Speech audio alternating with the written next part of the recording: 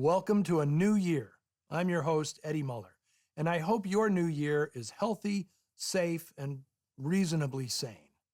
Rest assured that in Noir Alley, we will do our best to find the entertainment value in crime, deceit, betrayal, and paranoia, and keep it confined to the movies we love.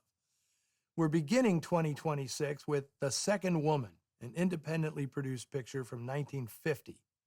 The Second Woman is one of several noirs produced by Harry Popkin, a fascinating character operating in the margins of mid-20th century Hollywood. Popkin and his brother Leo were New York transplants who began their California adventure in the 1930s, operating burlesque houses and promoting boxing matches. By the early 40s, they owned a string of 25 movie houses, including the $1 Million Theater in downtown LA, where they kept their offices.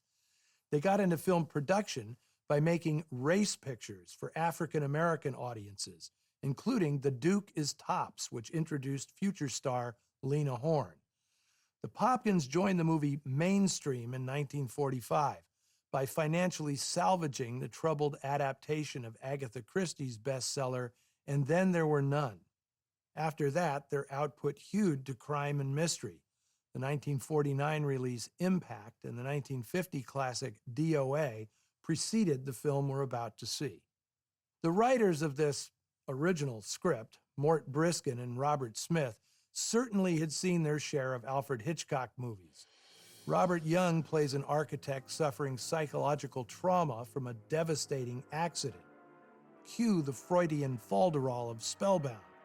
The protagonist returns to a cliffside mansion where mysterious things keep happening. That sounds a lot like Rebecca. But wait, what if he's the one doing the gaslighting, like we suspect of Cary Grant in Suspicion? I think I just reenacted the pitch meeting for this movie.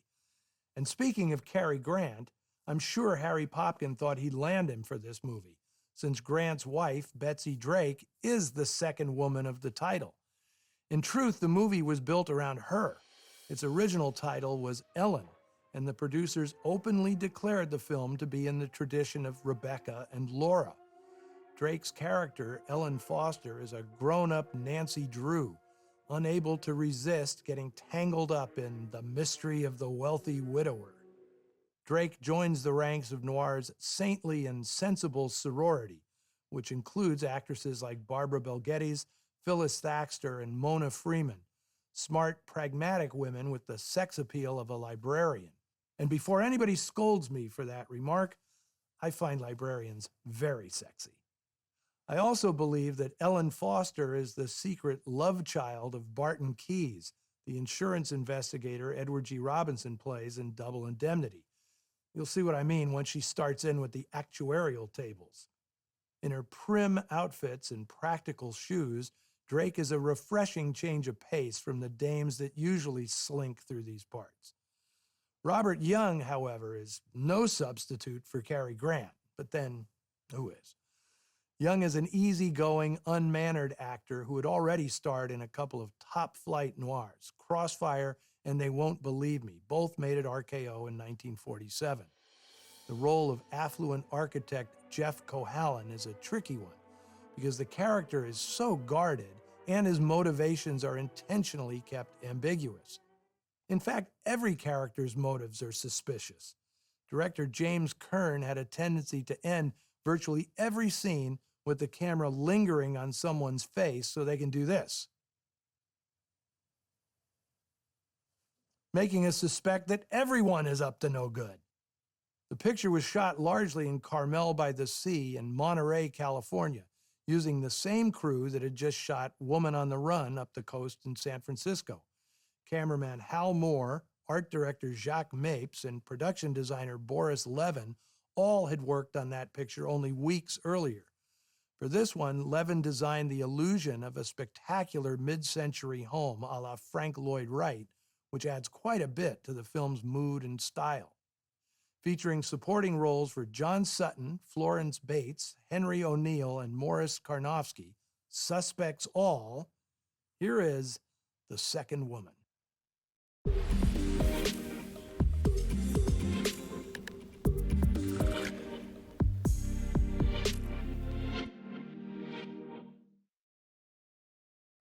Well, wasn't that quite the tidy wind-up? We've all seen enough movies to know the meaning of those crashing waves at the end.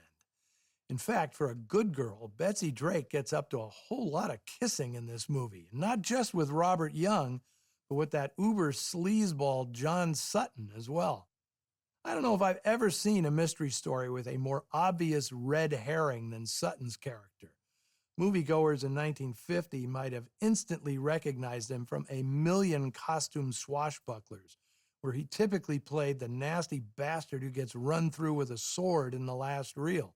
Here he is practically wearing a sign that says, "I am the villain," all meant to deflect suspicion from the surprise culprit.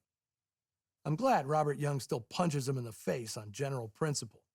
And I did enjoy the brief scene Sutton had with Jean Rogers playing his ex-wife. Their relationship is one of the script's few original bits of business, as was naming her character Dodo. I probably should have given a warning to all you animal lovers out there, but I'm not keen on spoiling plot surprises with trigger warnings. Although I do wonder about that poor horse and his shattered foreleg. I mean, is that ever explained?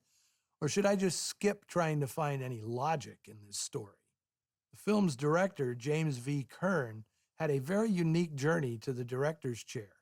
He was an attorney in his youth, one who moonlighted as a singer. He quit the law practice when he found success as Jimmy Kern, singer and songwriter with the Yacht Club Boys, a quartet that specialized in comedic novelty songs. They were an international sensation during the 30s, but in 1939, after the Yacht Club Boys had a feature tailored for them at Paramount, Jimmy Kern stayed in Hollywood, first becoming a screenwriter, then a director.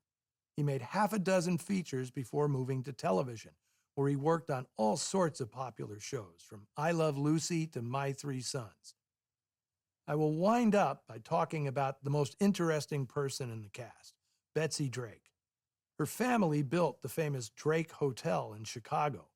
Betsy was actually born in Paris in 1923, but after her family lost their fortune in the market crash of 1929, they returned to the U.S.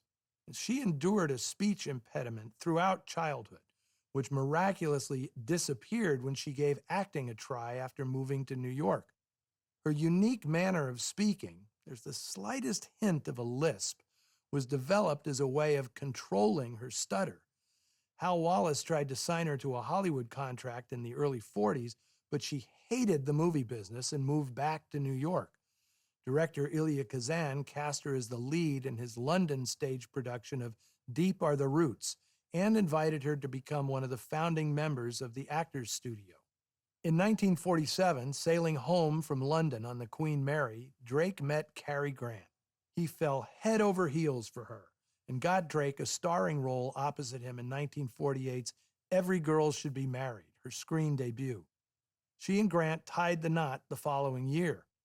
But Drake's interests extended beyond an acting career.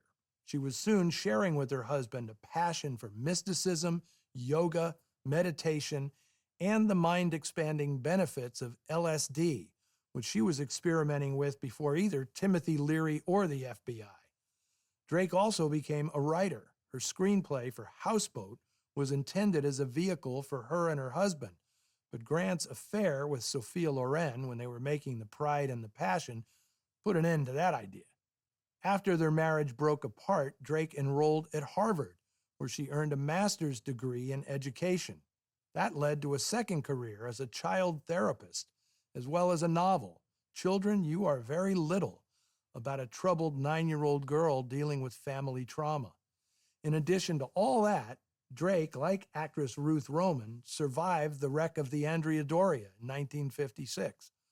All in all, an extraordinary life, which lasted until 2015, when Betsy Drake died at 92 years of age. I will be back next week with a film featuring some personal favorites. Barbara Stanwyck, Sterling Hayden, and Raymond Burr headline Crime of Passion, Stanwyck's final film noir.